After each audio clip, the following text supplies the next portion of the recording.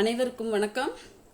நாம் 8th standard social science புக்கில் ஹிஸ்ட்ரியில் first lesson advent of the Europeans லெசன்ஸை பாதியை ஏற்கனவே முன்னாடி வீடியோவில் பார்த்துட்டோம்.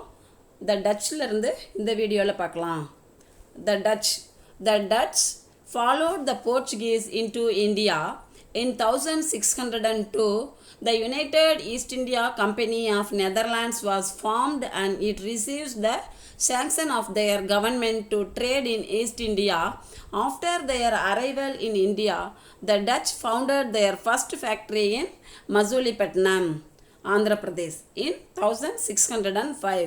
This company captured Ambaina from the Portuguese in 1605 and established its supremacy in the Spice Islands. They captured Nagapattinam near Madras from the Portuguese and made this place as their stronghold in South India. At first, Pulicat was their headquarters. Later, they shifted it to Nagapattinam in 1690. டச்சுக்காரர்களில் போர்ச்சுகீசியர்களுக்கு அடுத்ததாக வந்தவங்க டச்சுக்காரர்கள் இந்தியாவுக்கு வர்றாங்க. 1602 Netherlands ஐக்கிய கிழக்கிந்திய company அப்படிங்கிற நிறுவனம் தொடங்கப்பட்டு கிழக்கிந்திய நாடுகளில் வர்த்தகம் செய்ய அரசிடமிருந்து அனுமதியும் பெறுது. டச்சுக்காரர்கள் இந்தியாவுக்கு வந்த பின்னாடி அவங்களுடைய வர்த்தக மையத்தை மசூலிப்பட்டினம் அப்படிங்கிற இடத்துல நிறுவுறாங்க. பின்னாடி கிபி 1605 போர்ச்சுகீசியர்கள்கிட்ட இருந்து அம்பாய்னாவை கைப்பற்றி இந்தோனேசியா தீவில் ஆதிக்கத்தை நிலைநிறுத்தினாங்க. மேலும் போர்ச்சுகீசியர்கள்கிட்ட இருந்து நாகப்பட்டினத்தை கைப்பற்றி தென்னிந்தியாவில் தங்களை வலிமைப்படுத்திக்கிட்டாங்க. ஆரம்பத்தில் பழவேற்காடு டச்சுக்காரர்களுடைய தலைநகரமாக இருந்துச்சு. பின்னாடி 1690 பழவேற்காட்டில் இருந்து தலைநகரை நாகப்பட்டினத்துக்கு மாற்றிக்கிட்டாங்க.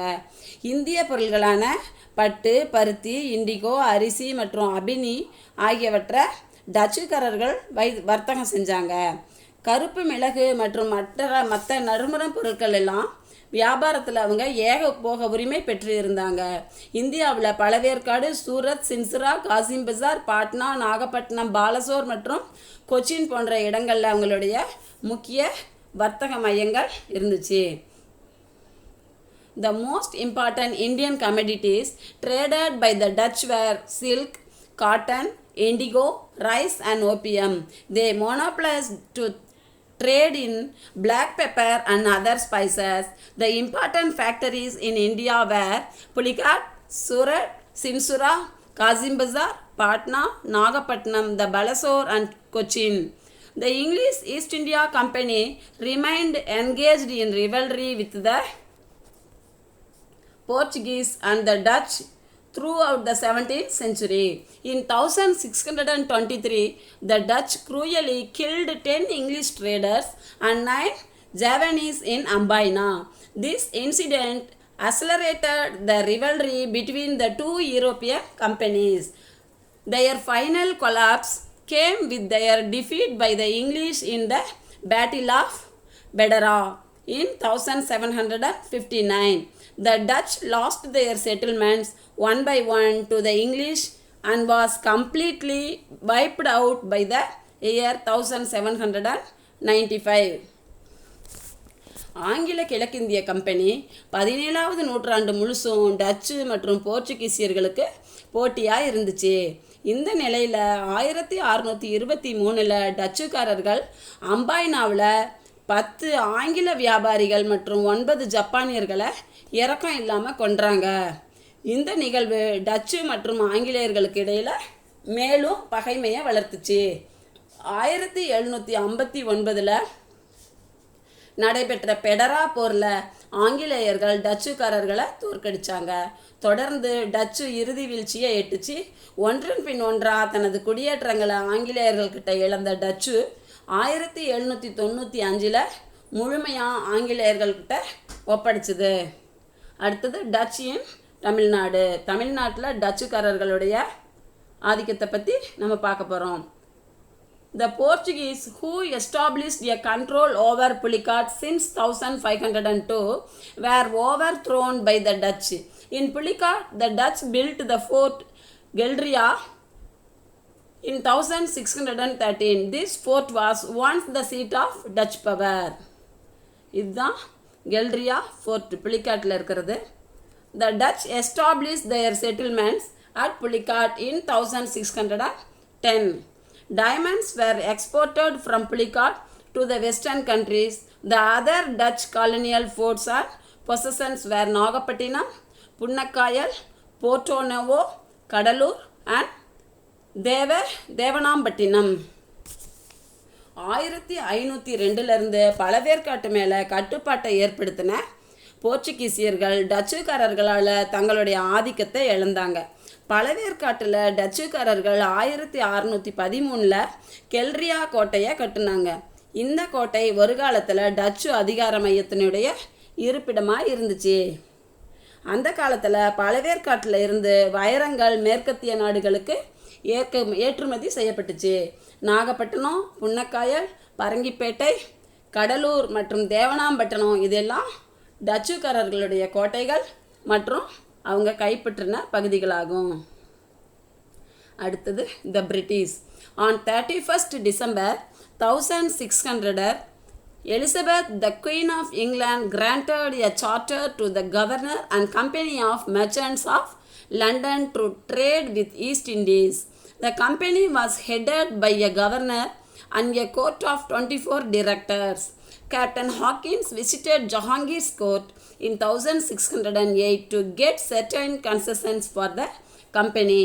He secured permission to raise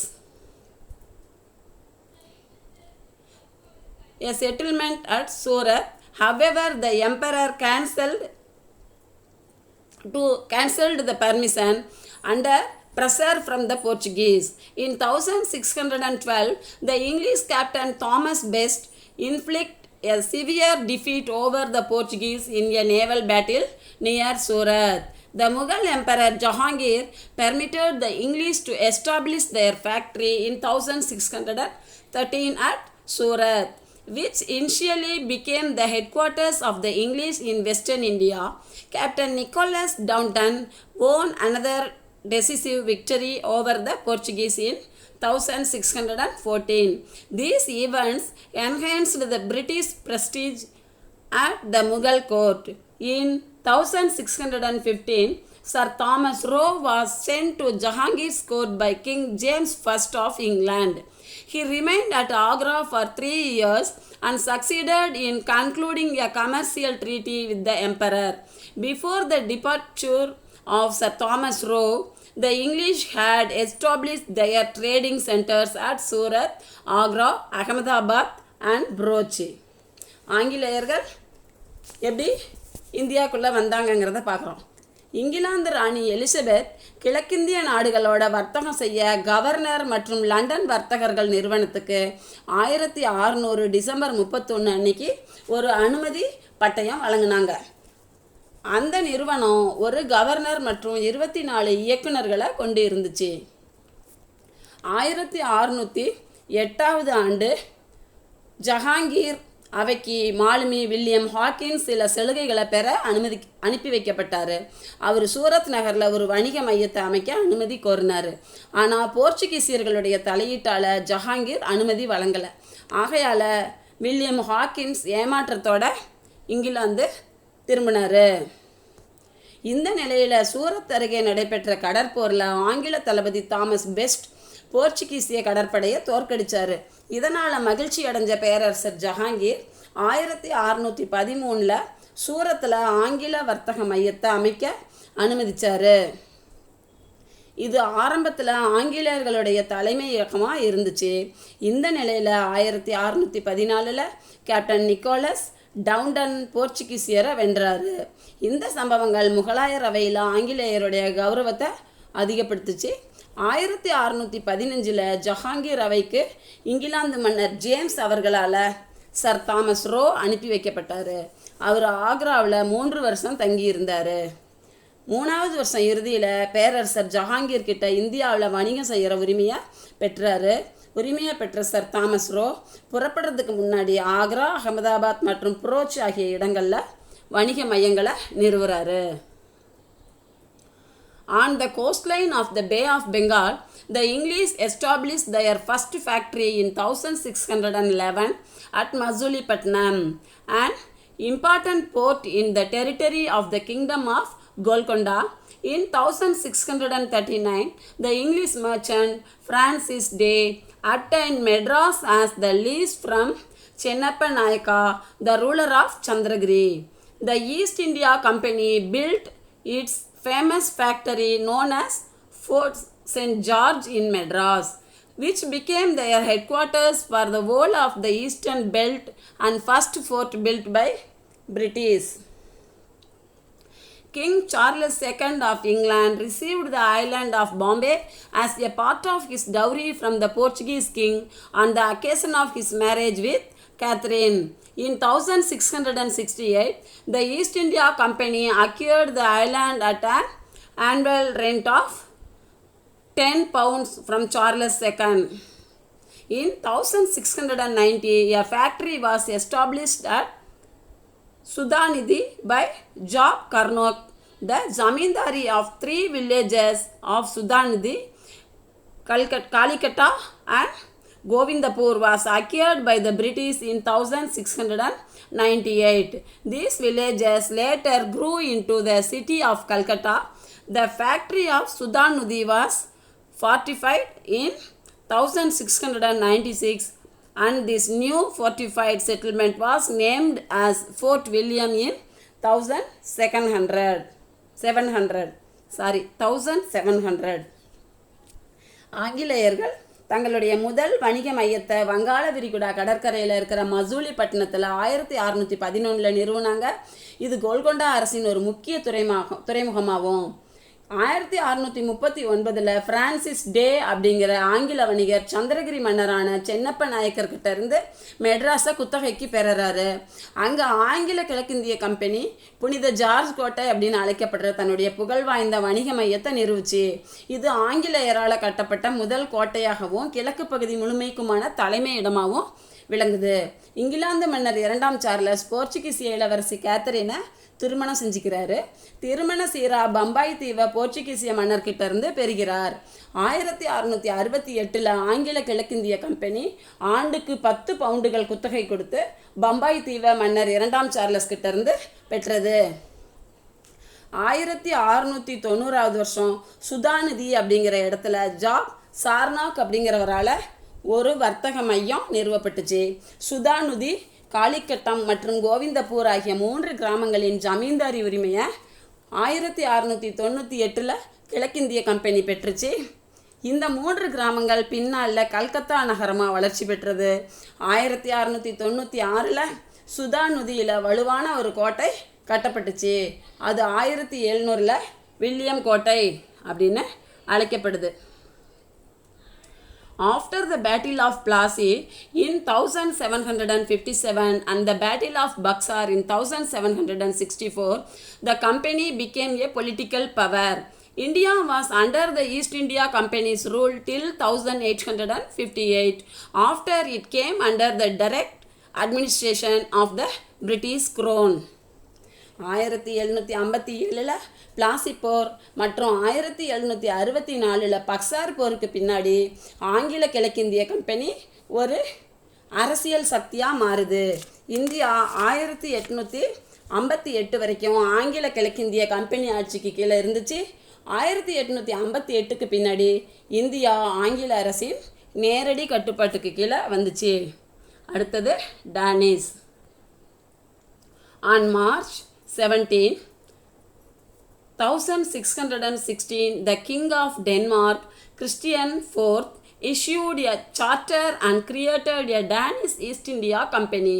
They established settlement at Trangubar, Tamil Nadu in 1620 and Serampur, Bengal in 1676. Serampur was their headquarters in India. They failed to strengthen themselves in India and they sold all their settlements in India to the British in 1845. டேனியர்கள் இந்தியாவுக்குள்ள வந்த விதத்தை பற்றி சொல்கிறாங்க. Denmark அரசர் 4ஆம் Christian 1616 March 17 ஒரு பட்டயத்தை வெளியிட்டு Danish கிழக்கிந்திய நிறுவனத்தை உருவாக்குறாரு. அவங்க 1620 தமிழ்நாட்டில் தரங்கம்பாடியிலையும் 1676 வங்காளத்தில் செராம்பூருங்கிற இடத்துலையும் குடியேற்றங்களை நிறுவுறாங்க. செராம்பூர் டேனியர்களுடைய இந்திய தலைமையிடமாக இருந்துச்சு. டேனியர்கள் இந்தியாவில் தங்களை பலப்படுத்திக்க தவறிட்டாங்க. எனவே 1845 டேனியர்கள் இந்தியாவில் இருந்த தங்கள் குடியேற்றங்கள் எல்லாத்தையுமே ஆங்கில அரசுக்கு வித்துடுறாங்க. Danish called Tranquebar as Dennisbarg. The king of Denmark sent Ziegenbalg to India. Ziegenbalg set up a printing press at Trangubar. Trangubarனா தரங்கம்பாடி. தரங்கம்பாடியை டேனியர்கள் டானஸ்பர்க் அப்படின்னு அழைச்சாங்க. சீகன்பால்கு என்பவரை டென்மார்க்கின் அரசர் இந்தியாவுக்கு அனுப்புகிறாரு. அவர் தரங்கம்பாடியில் ஒரு அச்சுக்கூடத்தை நிறுவுறாரு. இதுதான் ட்ராங்குபார் டேனிஷ் ஃபோர்ட்டு, தரங்கம்பாடியில் இருந்த டேனியர்களுடைய கோட்டை. அடுத்தது த French. The French East India Company was formed in 1664 by Colbert, a minister of King Louis XIV. In 1667, a French expedition came to India under Francois Caron. France was the last European country to come India as traders. Caron founded the first French factory in India at Surat. In 1669, Markara founded second French factory at Mazulipatnam by securing a patent from the Sultan of Golconda. In 1673, the settlement of Pondicherry was founded by Martin under a grant from Sir Khan Lodi, the ruler of Bijapur. Pondicherry became the most important and prosperous French settlement in India. A fort known as St. Louis was built by Francois Martin in Pondicherry. In 1673, the French obtained permission from Shaista Khan, the Mughal Subedar of Bengal, to establish a township of Chandranagur near Calcutta.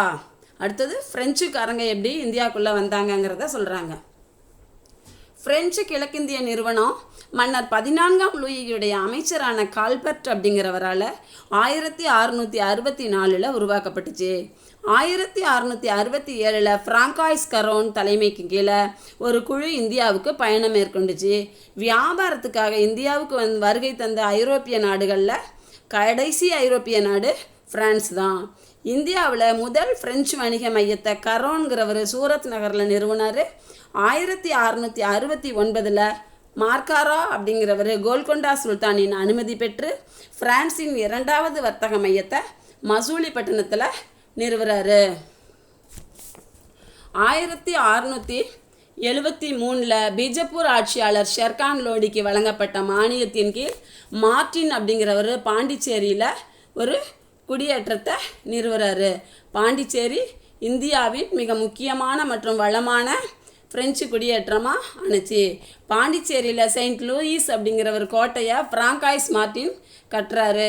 வங்காளத்தின் முகலாய ஆளுநரான ஷெயிஸ்டகான் அனுமதி பெற்று 1673 French கிழக்கிந்திய company கல்கத்தாவுக்கு அருகே சந்திரநாகூர் அப்படிங்கிற நகரை நிர்மாணிச்சுது.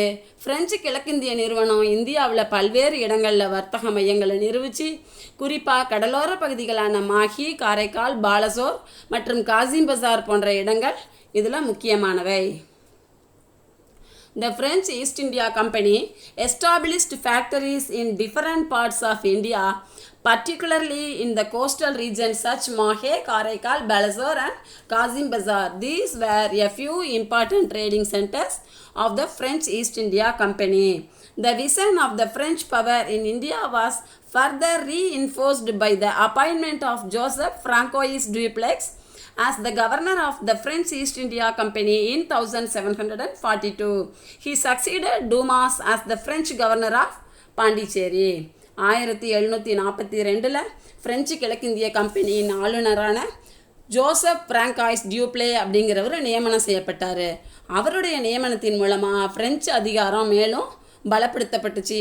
அவருக்கு பின்னாடி பாண்டிச்சேரியின் பிரெஞ்சு ஆளுநராக டூமாஸ் அப்படிங்கிறவர் அனுப்பப்பட்டார். அடுத்தது The Swedish East India Company was founded in Gothenburg, Sweden in 1731 for the purpose of conducting trade with the Far East. The venture was inspired by the success of the Dutch East India Company and the British East India Company. தூர கிழக்கு நாடுகளோட வாணிபம் செய்கிற நோக்கில் 1731 ஜோதன்பர்க் அப்படிங்கிறவர் Sweden கிழக்கிந்திய கம்பெனியை நிறுவனர். டச்சு கிழக்கிந்திய கம்பெனி மற்றும் ஆங்கில கிழக்கிந்திய கம்பெனியின் வெற்றி ஸ்வீடன் கிழக்கிந்திய கம்பெனியுடைய தோற்றத்துக்கு ஒரு ஊக்குவிப்பாக இருந்துச்சு. அடுத்தது முடிவுரை, conclusion. Since the Portuguese were eliminated by the Dutch and the later extinguished by the English, the French were left to face the English for control over trade and territory. The French neglected trade and entangled themselves in wars with Indian and other European powers. The three Carnatic Wars ruined the French and rejuvenated the English to embark on a systematic territorial expansion. The comparative success of the British over the Portuguese, the Dutch, the Danish, and the French was largely due to their commercial competitiveness, spirit of supreme sacrifice, government support, naval superiority, national character, and their ascendancy in Europe. போர்ச்சுகீசியர்கள் டச்சுக்காரர்கள் இவங்களால் முறியடிக்கப்பட்ட பின்னாடி ஆங்கிலேயரால் இவங்கெல்லாம் வெளியேற்றப்பட்டாங்க. அதுக்கு பின்னாடி இந்தியாவில் பிரெஞ்சுக்காரர்கள் வர்த்தகம் மற்றும் அரசியல் ஆதிக்க போட்டியில் ஆங்கிலேயரை எதிர்கொள்ள வேண்டி இருந்துச்சு. பிரெஞ்சுக்காரர்கள் வர்த்தகத்தை புறக்கணித்து இந்தியா மற்றும் பிற ஐரோப்பிய நாடுகளோட போரில் ஈடுபட்டாங்க. அதன் விளைவாக ஆங்கிலேயரோட நடைபெற்ற 3 கர்நாடக போர்களும் பிரான்ஸை நலிவடைய செஞ்சுது.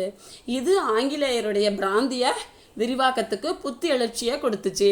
போர்ச்சுகீசியர்கள் டச்சு, டானிஷ் மற்றும் பிரெஞ்சு ஆகியவற்றின் மீதான ஆங்கிலேயருடைய வெற்றிக்கு ஆங்கிலேயரின் வணிக ரீதியான போட்டி, உயர்ந்த தியாகம், அரசின் ஆதரவு, கடற்படை மேலாதிக்கம், தேசிய தன்மை மற்றும் ஐரோப்பாவில் அவங்களுடைய அதிகாரம் இதெல்லாம் காரணமாச்சு. இவ்வளோ நேரம் பொறுமையாக கவனித்ததுக்கு ரொம்ப நன்றி. பாடத்துக்கு பின்னாடி இருக்கிற அந்த எக்ஸசைஸ் கொஸ்டின்ஸ்க்கெல்லாம் பென்சிலில் நீங்கள் ஆன்சர் பண்ணுங்கள். நான் பின்னாடி அதுக்கு கரெக்டான ஆன்சர்ஸை சொல்கிறேன்.